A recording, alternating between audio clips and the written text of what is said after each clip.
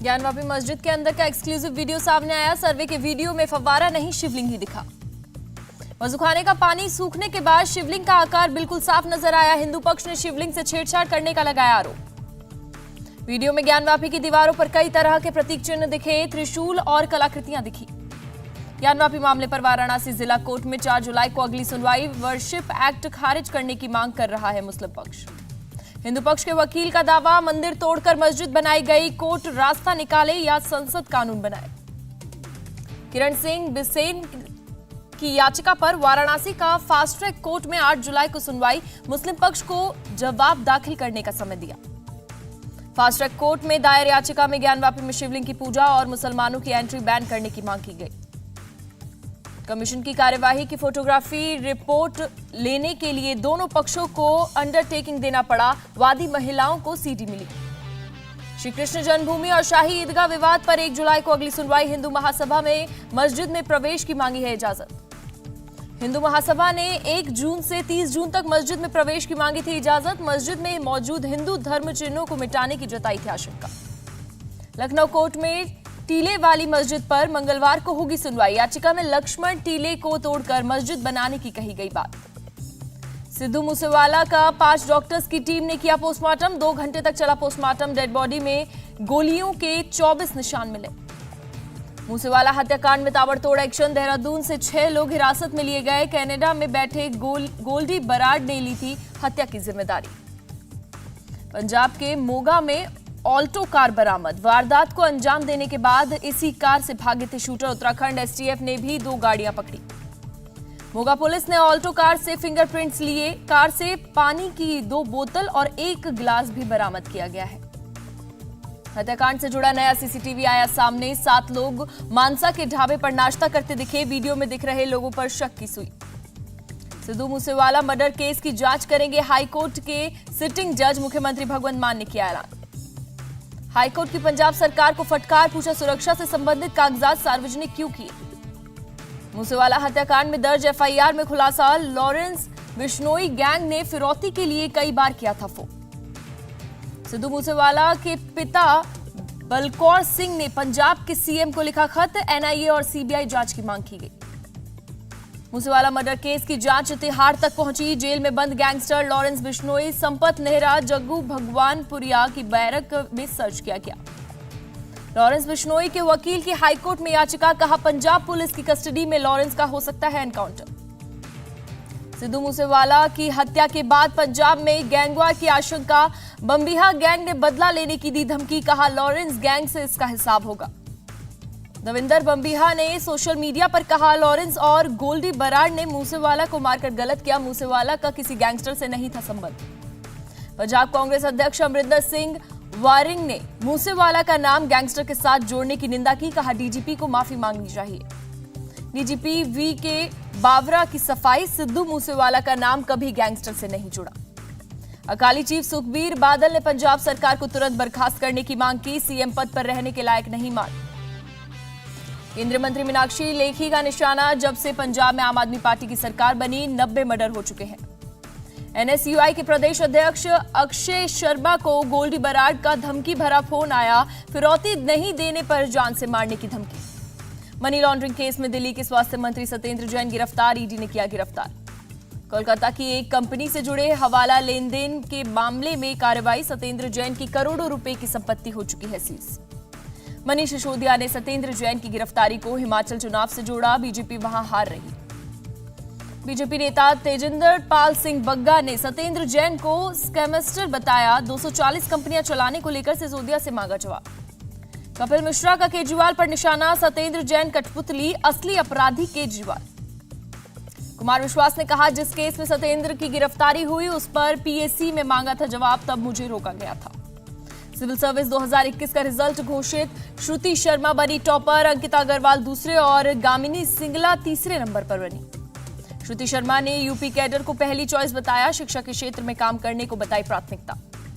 अंकिता अग्रवाल ने जताई इच्छा, कहा गरीबी, बेरोजगारी और जलवायु परिवर्तन जैसे मुद्दों पर काम करना चाहूंगी। यूपीएससी में 3rd रैंक पाने वाली गामिनी सिंगला ने छात्रों को दिया सफलता का मंत्र। कहा हार्डवर्क और स्ट्रेटेजी में बेहतर तालमेल बनाए। प्रधानमंत्री मोदी ने यूपीएससी परीक्षा पास करने वालों को दी शुभकामनाएं। कहा, ऐसा काम करें जिससे देश को आप पर गर्व हो। राज्यसभा चुनाव के लिए उम्मीदवारों का नामांकन। तमिलनाडु से पी चिदम्बरम और मुंबई में इमरान प्रतापगढ़ी ने नॉमिनेशन फाइल किया। महाराष्ट्र से बीजेपी की तरफ से पीयूष गोयल, अनिल बोंडे, धनंजय महाडिक ने नामांकन किया। पीयूष गोयल ने तीनों की जीत का भरोसा जताया। राज्यसभा चुनाव के लिए नामांकन के बाद पीयूष गोयल ने कहा, पिछली बार भी तीनों सांसद बने थे, इस बार भी तीनों जीत कर आएंगे। पीयूष गोयल के दावे पर शिवसेना नेता संजय राउत ने कहा, जो लोग दिल्ली में बैठते हैं वो महाराष्ट्र के साथ हमेशा बदले की भावना रखते हैं। बीजेपी से शंभू शरण पटेल और जेडीयू से खीरू महतो ने राज्यसभा के लिए नामांकन किया। आरसीपी सिंह का पत्ता काटकर नीतीश ने खीरू महतो पर जताया भरोसा। आरसीपी सिंह को राज्यसभा उम्मीदवार नहीं बनाए जाने पर बोले नीतीश, पार्टी उन्हें 2 बार राज्यसभा भेज चुकी है, पार्टी के अध्यक्ष भी रह चुके हैं आरसीपी। आरएलडी प्रमुख जयंत चौधरी ने राज्यसभा से नामांकन किया। विश्वास जताने के लिए अखिलेश का किया शुक्रिया। झारखंड में हेमंत सोरेन ने कांग्रेस को दिया झटका। महुआ मांझी को बनाया राज्यसभा उम्मीदवार। पहले कांग्रेस जेएमएम के साझा उम्मीदवार पर बनी रहती सहमति।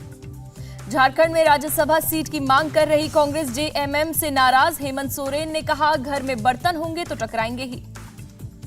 कर्नाटक से कांग्रेस ने जयराम रमेश और मंसूर अली खान को बनाया राज्यसभा उम्मीदवार। दोनों के नामांकन का पर्चा दाखिल किया। बेंगलुरु में किसान नेता राकेश टिकैत पर फेंकी गई स्याही। सरकार की मिलीभगत से हमला होने का लगाया आरोप। कांग्रेस नेता डीके शिव कुमार ने राकेश टिकैत से की मुलाकात। टिकैत पर हमले को बताया इंटेलिजेंस फेलियर। कर्नाटक के मंत्री के ईश्वरप्पा का बयान, भगवा त्याग की निशानी, हजारों साल से किया जा रहा है भगवा का सम्मान। ईश्वरप्पा ने कहा, बलिदान की भावना के लिए आरएसएस भगवा ध्वज की पूजा करता है, राष्ट्रध्वज तिरंगे के भी देते हैं बराबर का सम्मान। अभिषेक बनर्जी ने राज्यपाल पर बीजेपी का पक्ष लेने का लगाया आरोप। राज्यपाल को बंगाल की सीएम की गलती दिखती है, बीजेपी की नहीं। अखिलेश यादव ने यूपी में महंगी बिजली को लेकर सरकार से मांगा जवाब। कुलपतियों की नियुक्ति जाति आधार पर करने का लगाया आरोप। इंडिया टीवी के संवाद कार्यक्रम में केरल के राज्यपाल आरिफ मोहम्मद खान ने कहा, काशी और ज्ञानवापी विवाद को कोर्ट पर छोड़ देना चाहिए। आरिफ मोहम्मद खान ने कहा, अयोध्या विवाद पहले ही सुलझ सकता था, लेकिन पुरानी सरकारों को धमकाते थे मुस्लिम नेता। केंद्रीय मंत्री नितिन गडकरी ने पीएम मोदी की तारीफ की। कहा, कभी किसी मंत्री के काम में दखल नहीं देते, गलत करने पर लगाते हैं अंकुश। नितिन गडकरी ने देश की जनता के सामने अपने वादे को दोहराया। कहा, साल 2024 समाप्त होने से पहले हिंदुस्तान की सड़कें अमेरिका जैसी होंगी। मौलाना महमूद मदनी ने यूपी के सीएम योगी आदित्यनाथ की तारीफ की। कहा, बिना भेदभाव लाउडस्पीकर हटाए। महमूद मदनी की देश के मुसलमानों से अपील, हिजाब विवाद में ना फंसे, बच्चों को स्कूल भेजने पर फोकस करें। एआईएमआईएम नेता कलीमुल हाफिज ने कहा, बीजेपी आरएसएस ने मुसलमानों के खिलाफ ऐलान जंग छेड़ा। मुरारी बापू ने मोदी सरकार के कामों की तारीफ की। कहा, बुरे हालात में सरकार ने अच्छे फैसले लिए, विदेशों में भारत की प्रतिष्ठा बढ़ी। मुरारी बापू ने कहा, हमारा देश राम राज्य के पथ पर अग्रसर है, पिछले 8 साल में काफी बदलाव आया। बीजेपी नेता सुधांशु त्रिवेदी ने कहा, 2014 के बाद देश सही मायनों में सेकुलर हुआ, पहले आंशिक रूप से मुस्लिम राष्ट्र था। कोरोना में बेसहारा बच्चों को पीएम की सौगात। पीएम केयर्स फंड से स्कॉलरशिप ट्रांसफर, 23 साल के होने पर मिलेंगे 10 लाख रुपए। प्रधानमंत्री नरेंद्र मोदी का विपक्ष पर निशाना। 2014 से पहले घोटालों और भाई भतीजावाद पर फंसा भारत अब नई ऊंचाइयों को छू रहा है। सरकार के 8 साल पूरा होने पर मंगलवार को शिमला में रहेंगे प्रधानमंत्री नरेंद्र मोदी। गरीब कल्याण सम्मेलन में होंगे शामिल। पीएम मोदी केंद्र सरकार की 13 फ्लैगशिप योजनाओं के लाभार्थियों से ही संवाद करेंगे। देश भर से कई लाभार्थी जुड़ेंगे। हिमाचल प्रदेश के सीएम ने शिमला के रिज मैदान का किया निरीक्षण। कहा, शिमला में पीएम मोदी का कार्यक्रम ऐतिहासिक होगा। बीजेपी ने नरेंद्र मोदी ऐप लॉन्च किया। पिछले 8 साल में मोदी सरकार के किए कामों का है ब्यौरा। बीजेपी के राष्ट्रीय अध्यक्ष जेपी नड्डा ने कहा, सेवा, सुशासन और गरीब कल्याण सिर्फ शब्द नहीं, पीएम के काम करने का है तरीका। मंगलवार को पीएम किसान योजना की 11वीं किस्त जारी होगी, जेपी नड्डा का बयान। टीएमसी का केंद्र सरकार पर अटैक। मोदी सरकार के 8 साल का मतलब है महंगाई और देश की इकोनॉमी का खस्ता हाल। रक्षा मंत्री राजनाथ सिंह ने कोस्ट गार्ड कमांडर्स का बढ़ाया उत्साह। कहा, समुद्री ताकत किसी भी देश की सुरक्षा के लिए बेहद जरूरी। पीएम मोदी से मिले ओडिशा के मुख्यमंत्री नवीन पटनायक, राज्य से जुड़े कई मुद्दों पर चर्चा की और मदद मांगी। मुंबई ब्लास्ट के 4 आरोपियों की कोर्ट में पेशी, 14 दिन की न्यायिक हिरासत में भेजा। पुलवामा में सुरक्षा बलों ने जैश ए मोहम्मद के 2 आतंकियों को किया ढेर, दोनों ने पुलिसकर्मी रियाज की हत्या की थी। वीजा घोटाले मामले में एस भास्कर रमन की सीबीआई हिरासत 1 जून तक बढ़ी, 17 मई को हुई थी गिरफ्तारी। मोगा में बुद्धा गैंगस्टर गिरोह के 2 सदस्य 3 पिस्टल के साथ गिरफ्तार, 1 कार भी जब्त, हत्या के प्रयास और गैर इरादतन हत्या की कई मामले दर्ज। दिल्ली इंटरनेशनल एयरपोर्ट पर 40 लाख की विदेशी करेंसी जब्त, कॉपी के कवर में छिपा कर रखी थी करेंसी। बंगाल के मुर्शिदाबाद में एसएससी स्कैम के खिलाफ सड़कों पर उतरे छात्र, रोकने के लिए पुलिस ने बैरिगेटिंग की, लाठियां भांजी। यूट्यूबर कार्तिक गोपीनाथ पर 50 लाख की वसूली का आरोप, पुलिस ने किया गिरफ्तार। आंध्र प्रदेश के पलनाडु में भीषण सड़क हादसा, गाड़ी में पलटने की वजह से 6 लोगों की मौत, 10 घायल। दिल्ली के द्वारका में इमारत की बेसमेंट पार्किंग में आग, फंसे 52 लोगों का किया गया रेस्क्यू, 10 गाड़ियां जलकर खाक। मणिपुर के एक कम्युनिटी हॉल में आईईडी विस्फोट, 1 की मौत, 5 घायल। दिल्ली एनसीआर में बदला मौसम का मिजाज, कई जगहों पर तेज हवाओं के साथ हुई झमाझम बारिश। दिल्ली में आंधी बारिश की वजह से कई जगह पेड़ गिरे, सड़क पर लगा जाम। दिल्ली में खराब मौसम के कारण 8 फ्लाइट को डाइवर्ट किया गया। तेज आंधी तूफान में दिल्ली की जामा मस्जिद के बीच वाला गुंबद 3 हिस्सों में टूटा, गुंबद के 2 हिस्से नीचे गिरने से 3 लोग घायल। असम के नौगांव जिले में बाढ़ से 4 लोग डूबे, असम डिजास्टर मैनेजमेंट ने कहा इस साल कुल 36 लोगों की मौत। जम्मू कश्मीर के सांबा में बारिश के बाद देविका नदी में बड़ा जलस्तर, कई गाड़ियां बहीं।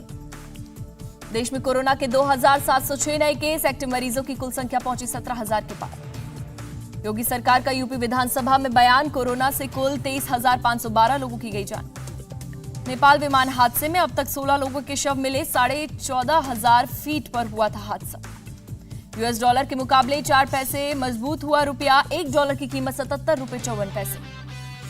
शेयर बाजार में लौटी रौनक, सेंसेक्स करीब 1000 और निफ्टी 309 अंक की उछाल के साथ बंद। गुजरात टाइटंस के खिलाड़ियों से मिले गुजरात के सीएम भूपेंद्र पटेल, कैप्टन हार्दिक पांड्या को मेमेंटो भेंट किया।